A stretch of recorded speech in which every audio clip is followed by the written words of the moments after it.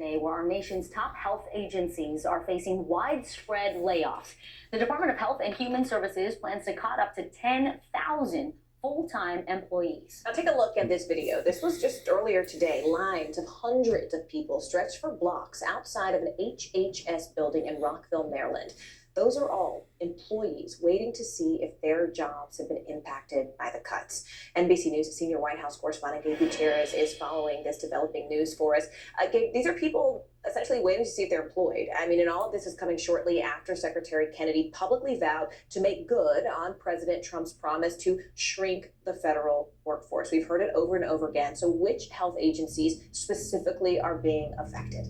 Hi there, Morgan. Good afternoon. Well, yes, those employees actually, many of them had actually already been terminated overnight and were going to work and just found out when they showed up that they no longer had a job. Now, this had been expected for several days. The Trump administration has been saying that their goal is to reduce the federal workforce, but this is coming still as a shock to many of those employees. As you said, 10,000 full-time jobs expected to be cut by the Department of Health and Human Services. Among those, including thousands at the CDC, about 2,400 job cuts there. At the FDA, 3,500 job cuts there. At the National Institutes of Health, 1,200 jobs.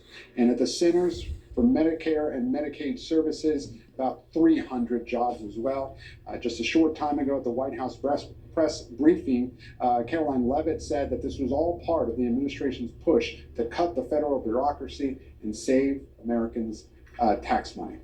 Gabe, let's talk about the ways that this may impact the way the government handles things like disease prevention, research, FDA drug approvals, even public health outreach when we have something like a pandemic. I mean, 10,000 workers, that is a lot of people, right? Yeah, that's right. And look, HIV treatment as well. Now, the federal officials had been saying that some of these roles, some of these jobs might be folded into another newly created agency, which is now will be called the Administration for Healthy America, or the AHA. But this comes after Robert F. Kennedy Jr., the head of HHS, a short time ago, a couple of days ago, over social media, he posted that the administration will eliminate an entire alphabet soup of departments, merging them into that new organization, which I just mentioned. However, as you can imagine, Morgan and Vicki, this is really striking a difficult tone with not just those workers, but also former health officials that say that this could have a dramatic effect on public health. According to